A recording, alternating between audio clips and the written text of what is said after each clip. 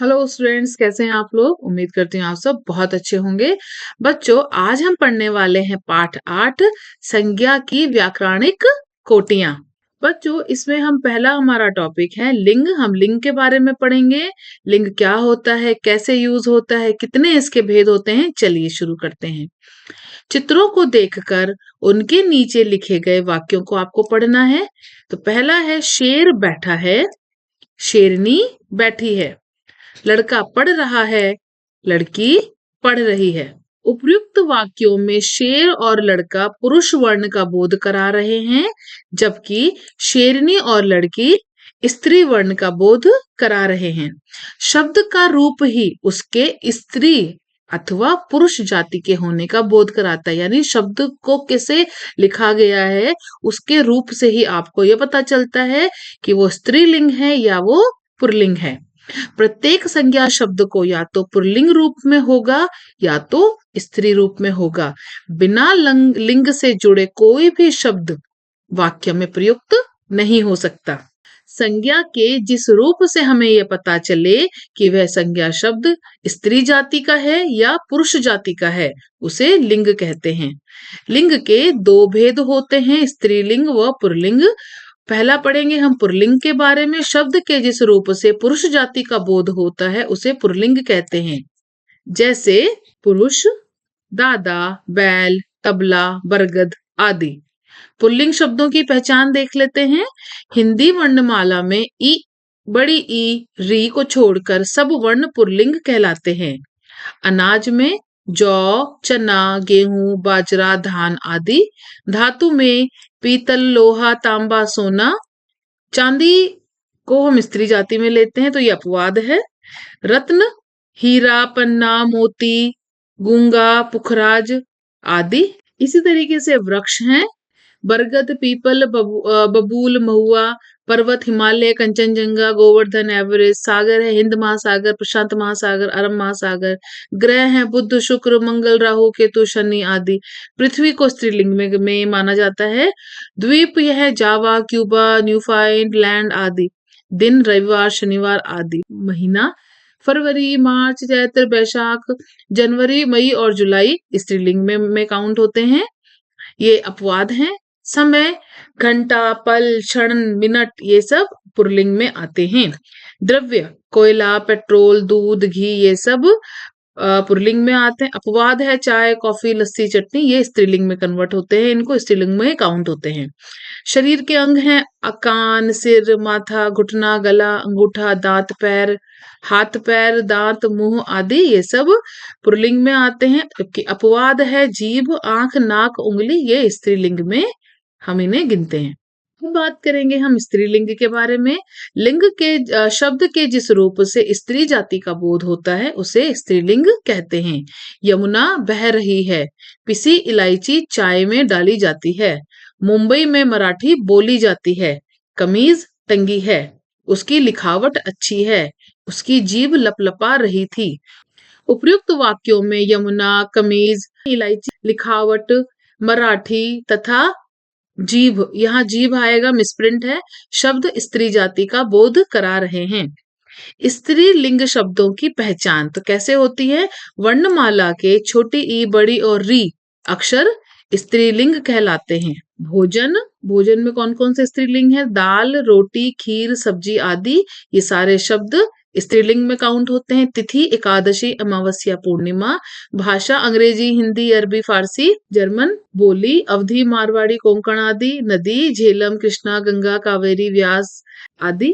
नक्षत्र, चैत्रा, रेवती, मृगशिरा आदि। शरीर के अंगों के नाम, नभ, नस, जीभ, नाक, कान, पलक, ये सब स्त्रीलिंग में काउंट होते हैं। परिधान, सलवार, साड़ी, चुन्नी, पगड़ी, कमीज, ये सब स्त्रीलिंग में ही गिने जाते हैं। आभूषण, पायल, नथ, अंगूठी आदि। मसाले, धनिया, इलायची, हल्दी, दालचीनी, लौंग, ये सब स्त्रीलिंग में ही गिने जाते हैं। पुल्लिंग से स्त्रीलिंग बनाने के नियम क्या होते हैं, चलिए पढ़ते हैं। अ को आ लगाकर, यानी अगर स्वर अंत में अ स्वर है तो वहां पे आ लगाकर उसको स्त्रीलिंग में कन्वर्ट कर देते हैं। जैसे छात्र, छात्रा, शिष्य, शिष्या, प्रिय, प्रिया।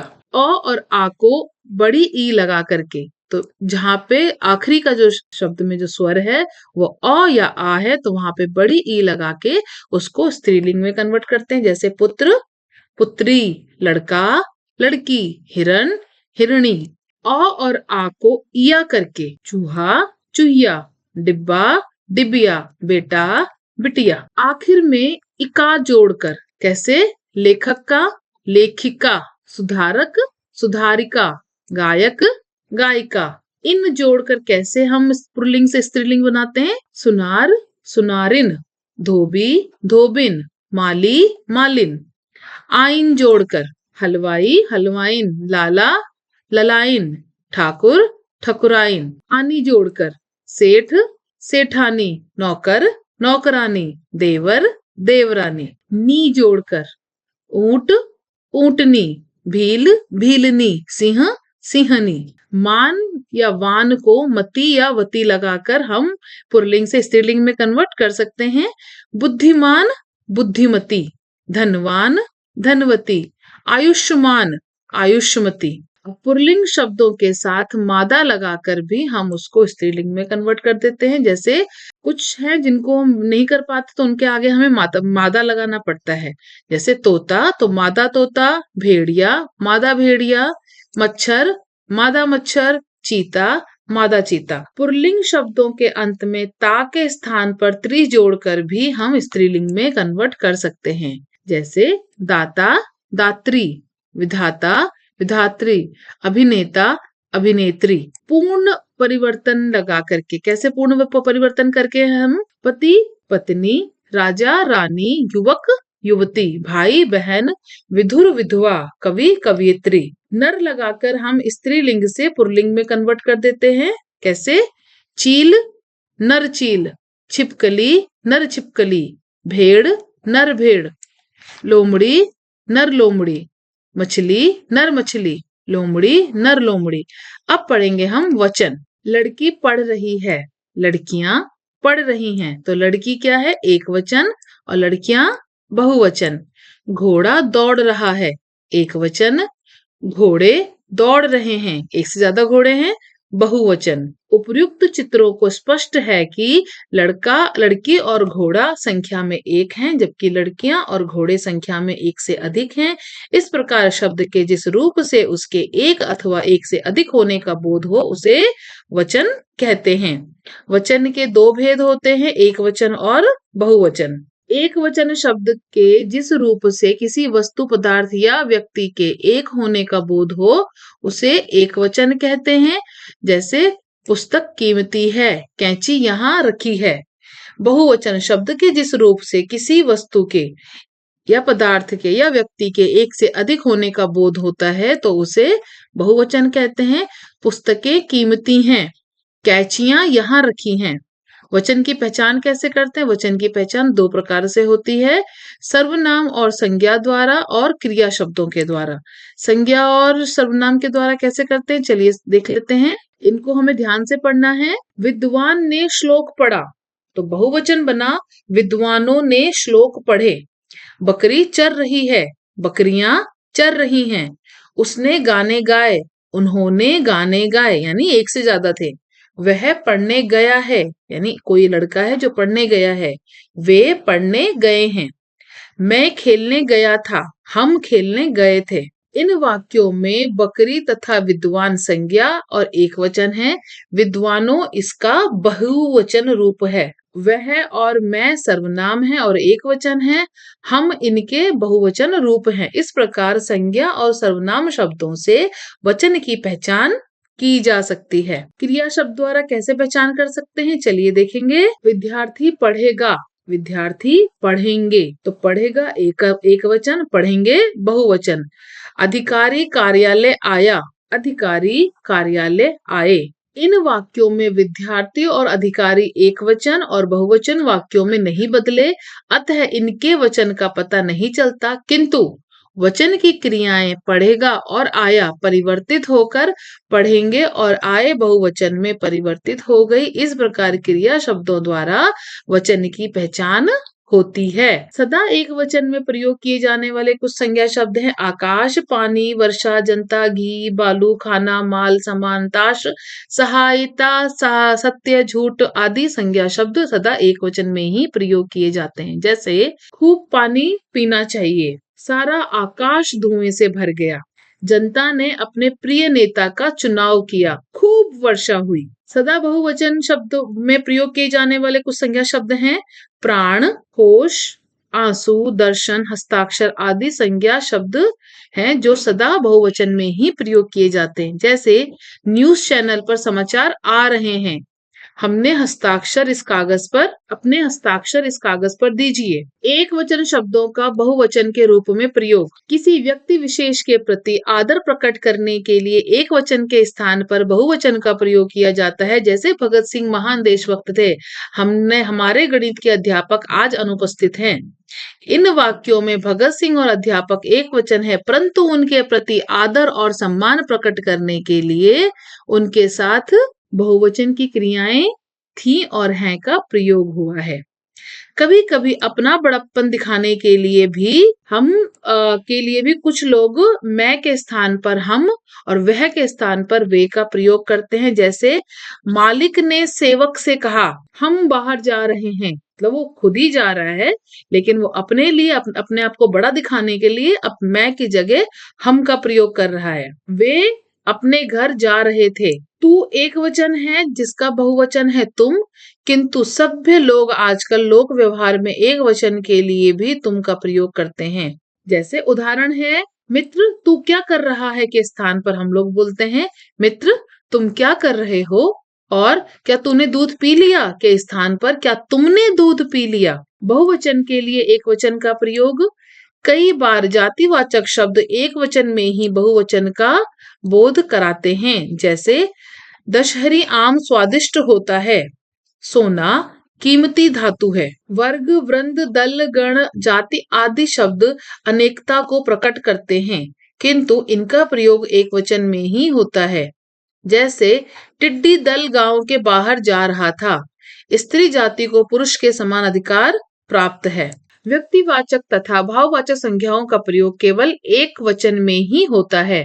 जैसे मदर टेरेसा ने शांति का उपदेश दिया, परिश्रम से सफलता मिली। कुछ पुल्लिंग शब्दों के साथ कारक चिन्ह ने का प्रयोग ना हो तो उनके रूप दोनों वचनों में एक जैसा ही रहता है। जैसे मेरा घर बहुत बड़ा है, आसपास के घर छोटे हैं। एक वचन से बहुवचन बनाने के नियम, पुल्लिंग शब्दों के अंत में आ के स्थान पर ए कर देने से वे बहुवचन बन जाते हैं। जैसे एक वचन शब्द है माला, बहुवचन बना, आ की जगह लग गया ए की मात्रा मेले, ताला ताले, ठेला ठेले, शीशा शीशे, घंटा घंटे, कमरा कमरे, बेटा बेटे, कपड़ा कपड़े, भैया पहिए, लड़का लड़के, घोड़ा घोड़े, ग्वाला ग्वाले। इसी तरीके से कुछ और शब्द भी हैं, आप इन्हें पढ़ें। सपना सपने, चमचा चमचे। अकरांत स्त्रीलिंग शब्दों के अंतिम वर्ण पर ए की मात्रा तथा अनुस्वार लगा देने से वे बहुवचन बन जाते हैं। जैसे स्त्रीलिंग शब्द है आंख, तो ए की मात्रा या और अनुस्वार लगाया बना आंखें। बहन बहने, जीभ जीभें, बात बातें। अकरांत स्त्रीलिंग शब्दों के अंत में ए जोड़ देने से वे बहुवचन बन जाते हैं। माता माताएं, बाधा बाधाएं, कविता कविताएं, गाथा गाथाएं, यात्रा यात्राएं, कन्या कन्याएं। इकारांत और इकारांत शब्दों के अंत में या जोड़कर बहुवचन बनाए जाते हैं। जब इक्रांत स्त्रीलिंग शब्दों में आ प्रत्यय जोड़कर लगा जाता है तो शब्द की अंतिम दीर्घ ई ह्रस्व स्वर ई छोटी ई में बदल जाता है। यानी जब स्त्रीलिंग में आ प्रत्यय जोड़ा जाता है तो जो मात्रा है, बड़ी ई की अगर मात्रा लगी हो तो वहां पे छोटी ई की मात्रा के साथ में आ प्रत्यय लगाया जाता है। जैसे एक वचन है लड़की तो बहुवचन बना लड़कियां, मात्रा बदल गई छोटी ई और यहाँ पे आ प्रत्यय लग गया। उसी तरीके से मकड़ी, मकड़ियां, डाली, डालियां। या शब्दांश वचन परिवर्तन के समय या हो जाता है, यानी जहाँ पे सिंपल या लिखा हो वहां पे या बन जाएगा। लुटिया, लुटियां, बुढ़िया, बुढ़िया, डिबिया, डिबिया, चुहिया, चुहिया। उकारांत, उकारांत और औकारांत शब्दों के अंत में ए जोड़ देकर भी बहुवचन बनाए जाते हैं। गौ, गौएं, बहू, बहुएं, वधु, वधुएं, ऋतु, ऋतुएं। कुछ संज्ञा शब्दों में बहुवचन बनाने के लिए लोग वृंद, जन, गण, वर्ग आदि शब्द जोड़ दिए जाते हैं, जैसे शिक्षक, शिक्षकगण, कवि, कविगण, गुरु, गुरुजन, सैनिक, सैनिक दल। तो इस तरह के शब्दों से ये बहुवचन बन जाते हैं। अब बात करेंगे बच्चों हम कारक की। हमने पिछली क्लास में भी कारक के बारे में पढ़ा था।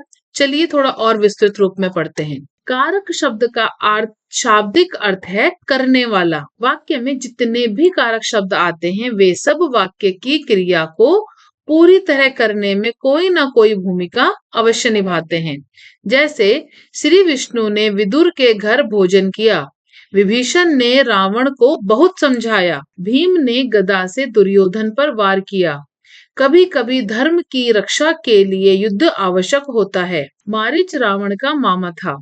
युद्ध में मराठे विजयी हुए। हे राम, तुम कब आओगे? उपर्युक्त वाक्यों में रंगीन शब्द ने, को, से, की, के लिए, से, का, मैं, है, हे आदि विशेष चिन्ह कारक या परसर्ग हैं। इन कारकों की अनुपस्थिति में वाक्यों का अर्थ स्पष्ट नहीं होता। अगर संक्षेप में यानी शॉर्टकट में अगर बोलें तो कारक संज्ञा तथा सर्वनाम की क्रिया को से जोड़ने वाले चिन्ह होते हैं। संज्ञा या सर्वनाम के जिस रूप से उसका संबंध वाक्य में प्रयुक्त क्रिया से होता है उसे कारक कहते हैं। कारक चिन्हों को विभक्तियां भी कहा जाता है। कारक के भेद पढ़ लेते हैं तो कारक के 8 भेद होते हैं। कर्ता कारक, कर्म कारक, करण कारक, संप्रदान कारक, अपादान कारक, संबंध कारक, अधिकरण कारक और संबोधन कारक। तो बच्चों यहाँ पर कारक लिखे हैं, कारक के चिन्ह हैं, इन्हें हम परसर्ग कहते हैं और उनकी क्या पहचान है ये भी लिखी है। इसे पढ़ लेते हैं एक बार। कर्ता यानी ने, इसका पहचान कैसे होती है? किससे, किसने, कौन, यानी क्रिया को करने वाली संज्ञा।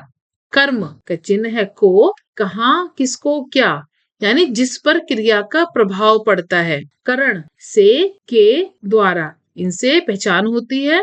किससे, किसके साथ, किसके द्वारा, वह संज्ञा जो क्रिया को करने का साधन बनता है। संप्रदान को, के लिए, हेतु, किसको, किसके लिए, किस हेतु, जिस संज्ञा के लिए क्रिया हो रही है। अपादान का अर्थ से, का चिन्ह है से, अलग होने के अर्थ में, कहां से, किससे, जिस संज्ञा से अलग होने का भाव प्रकट हो रहा हो। अधिकरण में या पर, कहां, किसमें, किस पर, जो संज्ञा क्रिया के घटित होने का आधार बनता है। संबंध का, के, की, रा, रे, री, जिसका, किसका, किसके, किसकी, जिसने क्रिया से संबंध ना बताकर दो संज्ञाओं के बीच के संबंध को बताने वाला होता है। संबोधन, इसका पहचान कैसे होती है? कारक चिन्ह क्या है इसके? हे, अरे, ओ, वह संज्ञा जिसे वक्ता द्वारा संबोधित किया जाए।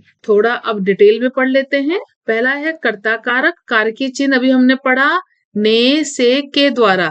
कर्ता का अर्थ होता है करने वाला। संज्ञा या सर्वनाम के उस रूप को कर्ता कहते हैं जिससे क्रिया के करने का बोध होता है। जैसे सानिया मिर्जा ने पदक जीतकर भारत का सम्मान बढ़ाया।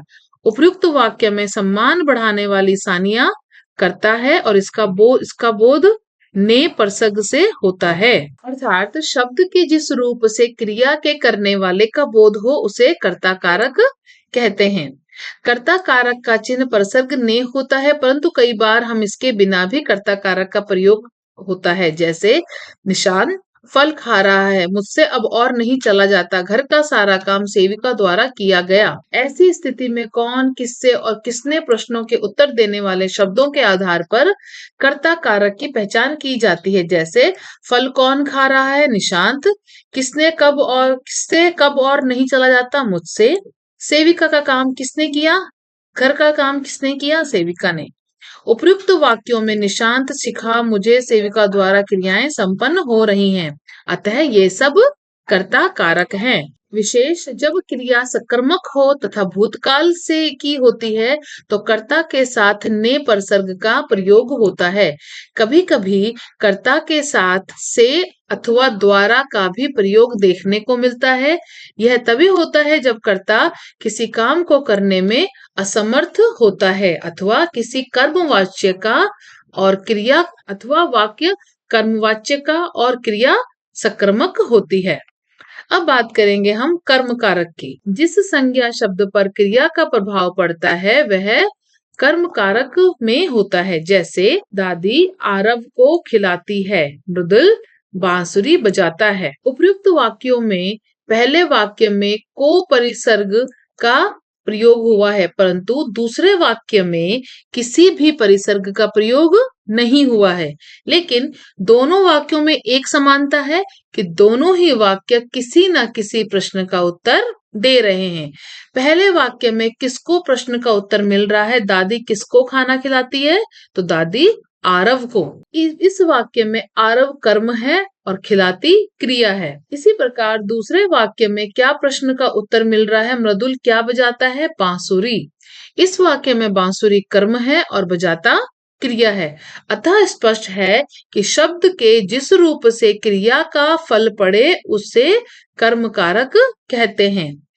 कर्म की पहचान के लिए क्रिया के साथ क्या तथा किसको लगाकर प्रश्न करने पर जो उत्तर आता है वही कर्म होता है। जैसे छात्रा निबंध पढ़ रही है, इस वाक्य में क्या प्रश्न का उत्तर मिल रहा है, क्या छात्रा क्या पढ़ रही है, निबंध। डाकिया ने माँ को पत्र दिया, इस वाक्य में किसको प्रश्न का उत्तर मिल रहा है, डाकिया ने किसको पत्र दिया, माँ को। कर्म दो तरह के होते हैं, प्राणीवाचक और अप्राणीवाचक। शिक्षिका छात्रों को पढ़ाती है, यहाँ छात्र प्राणीवाचक कर्म है और को परसर्ग का प्रयोग है। दीपाली विद्यालय जाती है, यहाँ विद्यालय अप्राणीवाचक है तो को परसर्ग का प्रयोग नहीं हुआ है। प्राणीवाचक और अप्राणीवाचक कर्म को क्रमशः गौण तथा मुख्य कर्म भी कहा जाता है। कहीं पर वाक्य में एक साथ दो कर्म भी होते हैं, जैसे ऐसे वाक्यों में अप्राणीवाचक कर्म मुख्य कर्म होता है तथा प्राणीवाचक कर्म गौण कर्म। कर्मवाचक में क्रिया मुख्य सकर्मक ही होती है, परंतु कई बार कुछ वाक्यों में अक्रमक क्रिया होते हुए भी यदि क्रिया के माध्यम से किसी स्थान का पता चले तो वहां कर्म कारक होता है। जैसे मामा जी आगरा जा रहे हैं, मामा जी कहाँ जा रहे हैं, आगरा। यहाँ जा रहे हैं परंतु आगरा से स्थान का पता चल रहा है, इसीलिए यहाँ कर्म कारक है। तीसरा है करण कारक, इसका कारकीय चिन्ह है से। करण का शाब्दिक अर्थ होता है साधन। संज्ञा या सर्वनाम के जिस रूप की सहायता से क्रिया संपन्न होती है उसे करण कारक कहते हैं। जैसे नितिन कलम से पत्र लिख रहा है, अध्यापिका पुस्तक से पढ़ा रही है। उपयुक्त वाक्यों में प्रत्येक क्रिया किसी न किसी साधन से हो रही है। जैसे लिखने की क्रिया कलम से, पढ़ाने की क्रिया पुस्तक से हो रही है। अतः इन वाक्यों में कलम तथा पुस्तक करण कारक है। दोनों वाक्यों के साथ से तथा के द्वारा परसर्गों का प्रयोग हुआ है। कर्ता जिस साधन या माध्यम से कार्य करता है उस साधन और माध्यम को करण कारक कहते हैं। करण कारक परसर्ग से के द्वारा तथा के साथ होते हैं। यदि कुछ वाक्यों में इन परसर्गों का प्रयोग ना हो तो क्रिया के साथ किससे, किसके साथ, किसके द्वारा लगाकर प्रश्नों के उत्तर मिल जाते हैं। इन प्रश्नों से प्राप्त होने वाले उत्तर कर्णकारक होते हैं। जैसे कुछ उदाहरण पढ़ते हैं। मेजर होशियार सिंह ने राष्ट्रपति के हाथों पुरस्कार पाया। तो किसने पुरस्कार पाया? किसके द्वारा? राष्ट्रपति के द्वारा। मुझे हवाई जहाज से गोवा जाना है। किससे जाना है? हवाई जहाज से। दीपांश दीदी के साथ रह रहा है। किसके साथ रह रहा है? दीदी के साथ रह रहा है। अब पढ़ेंगे हम चौथा कारक संप्रदान कारक, जिसका कारक चिन्ह है को, के लिए और हेतु। कर्ता द्वारा जिसके लिए कुछ किया जाए या कुछ दिया जाए उसे संप्रदान कारक कहते हैं। जैसे डॉक्टर मरीज को दवा देता है। पार्क के लिए लाइटें स्वीकृत कराई गईं। राधा ने अवकाश हेतु ईमेल लिखा। पिताजी प्रीति के लिए उपहार लाए। उपयुक्त वाक्यों में सभी क्रियाएं किसी न किसी के लिए की गई हैं। जैसे दवा मरीज के लिए दी गई, पार्क के लिए लाइटें स्वीकृत कराई गईं, अवकाश के लिए ईमेल लिखा गया और प्रीति के लिए उपहार लाया गया। वाक्य की क्रिया जिस संज्ञा के लिए घटित होती है वह संज्ञा संप्रदान कारक कहलाती है। संप्रदान कारक के प्रसर्ग हैं को, के लिए, हेतु। संप्रदान कारक की पहचान किसको, किसके लिए तथा किस हेतु प्रश्न के उत्तर प्राप्त करके किया जा सकता है। जैसे पिताजी यश के लिए घड़ी लाए। तो किसके लिए घड़ी लाए? यश के लिए। बहन अपनी रक्षा हेतु भाइयों को राखी बांधती है। किस हेतु राखी बांधती है? अपने रक्षा हेतु। अब बात करेंगे हम पांचवा कारक अपादान कारक, जिसका कारक चिन्ह है से। संज्ञा और सर्वनाम के लिए रूप से अलग होने का भाव प्रकट हो उसे अपादान कारक कहते हैं। जैसे पेड़ से पत्ते गिर गए, बच्चा खिड़की से देख रहा है, अमित सुमित और अमन से छोटा है, लड़की सांप से डर गई। उपयुक्त वाक्यों में पत्ता का पेड़ से, बच्चा का खिड़की से, सुमित का अमन से और लड़की का सांप से अलग होना, दूरी बताना, तुलना करने और डरने के भाव को व्यक्त हो रहे हैं। अतः यह अपादान कारक है। संज्ञा और सर्वनाम के जिस रूप से अलग होने, दूरी बताने, तुलना करने या डरने आदि के भाव का पता चलता है उसे अपादान कहते हैं। अपादान कारक का प्रसर्ग है से होता है। अपादान कारक का प्रयोग निम्न प्रकार से होता है। देख लेते हैं कैसे कैसे इसका यूज कर सकते हैं हम।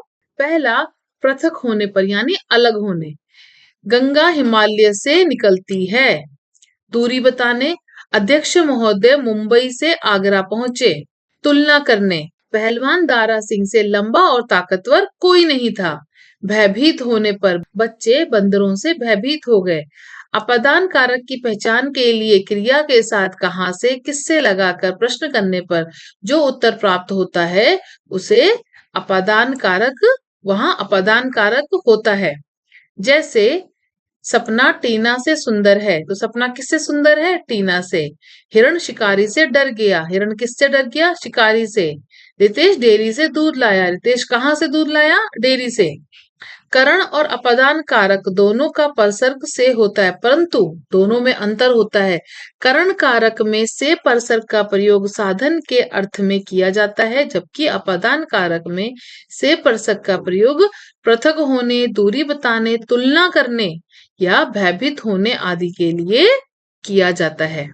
छठा है संबंध कारक और इसका कारक चिन्ह है का, के, की, रा, रे, री, ना, ने, नी। जहां संज्ञा या सर्वनाम से किसी अन्य संज्ञा या सर्वनाम का संबंध दिखाया जाए वहां संबंध कारक होता है। जैसे यह मेरी नाना जी की तस्वीर है। यह गिटार राहुल का है।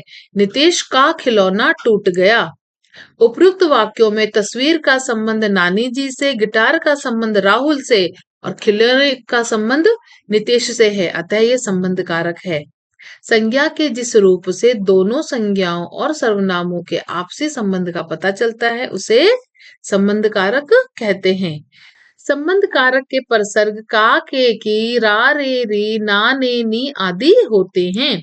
संबंध कारक की पहचान के लिए संज्ञा अथवा सर्वनाम के साथ किसका, किसके, किसको, किसने आदि शब्दों को लगाकर प्रश्न करके उनके उत्तर प्राप्त किए जाते हैं। वे उत्तर ही संबंध कारक कहलाते हैं। जैसे यह घड़ी प्रभात की है, तो ये घड़ी किसकी है? प्रभात की।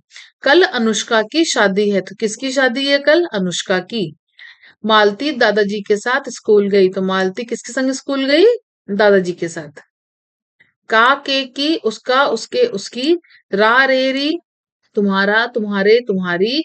ना ने नी, अपना। सातवां है अधिकरण कारक। कारकीय चिन्ह में पर, ऊपर के, भीतर के, पहले को, ये सब इसके कारकीय चिन्ह हैं।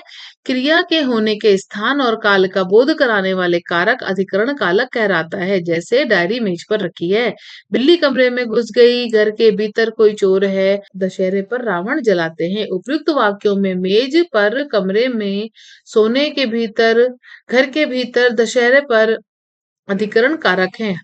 उपयुक्त वाक्यों में मेज पर, कमरे में, घर के भीतर, दशहरे पर अधिकरण कारक हैं, क्योंकि इनसे क्रिया के समय, स्थान, अवसर का ज्ञान हो रहा है। संज्ञा के जिस रूप से क्रिया के समय, स्थान, अवसर का पता चलता है, उसे अधिकरण कारक कहते हैं। अधिकरण कारक के परसर्ग में तथा पर होते हैं। अधिकरण कारक की पहचान के लिए वाक्य कहाँ लगाकर प्रश्न का उत्तर किया जाता है। जैसे दूध में चावल डाले जाते हैं, कहाँ चावल डाले जाते हैं? दूध में। छत पर चारपाई रखी है, तो चारपाई कहाँ रखी है? छत पर। कुर्सी पर भाई बैठा है, भाई कहाँ बैठा है? कुर्सी पर। आठवां है संबोधन कारक। इसके कारकीय चिन्ह है अरे, हे, ओ। किसी को बुलाने या पुकारने में संबोधन कारक का प्रयोग होता है। जैसे ओ मित्र, सुनो तो सही। अरे दिशा, तुम कब आई? उपरोक्त वाक्य में मित्र तथा दिशा शब्द का प्रयोग संबोधन के रूप में हुआ है और इनके साथ ओ तथा अरे परसर्ग लगे हैं, अतः ये क्या है? संबोधन कारक हैं। जिन संज्ञा शब्दों का प्रयोग किसी को बुलाने या पुकारने अथवा संबोधित करने के लिए किया जाता है, वे संबोधन कारक कहलाते हैं। बच्चों, एक बार इसको पूरे पाठ को एक बार रिवाइज कर लेते हैं। पुनरावृत्ति। शब्द के जिस रूप से उसके पुरुष या स्त्री जाति का बोध होता है, उसे लिंग कहते हैं। हिंदी भाषा में संज्ञा के दो लिंग होते हैं, स्त्रीलिंग और पुल्लिंग। शब्द के जिस रूप से उसके एक या अनेक होने का पता चलता है, उसे वचन कहते हैं। एक वस्तु या प्राणी के लिए एक वचन या एक से अधिक के लिए बहुवचन का प्रयोग होता है। कुछ शब्द सदा एक वचन और कुछ सदा बहुवचन में ही रहते हैं। वाक्य में प्रयुक्त संज्ञाओं का उस वाक्य की क्रिया के साथ में जो संबंध होता है, उस संबंध को कारक कहते हैं। हिंदी में कुल 8 कारक माने गए हैं। कर्ता, कर्म, करण, संप्रदान, अपादान, अधिकरण, संबंध तथा संबोधन। कुछ कारक के चिन्ह एक से अधिक कारक हो सकते हैं। उम्मीद करती हूँ यह पाठ आपको बहुत अच्छे से समझ में आया है। आप इसका अभ्यास करें। धन्यवाद।